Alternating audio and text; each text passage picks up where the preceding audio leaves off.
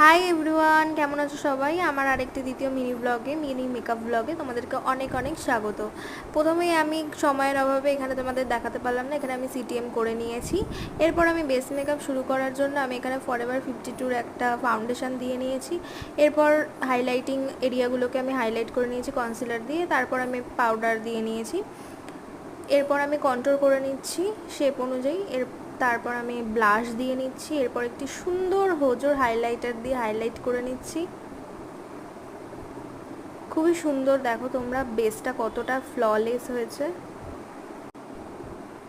এখানে দেখো বেসটা কতটা ফ্ললেস, কতটা এলিগেন্ট লাগছে দেখতে।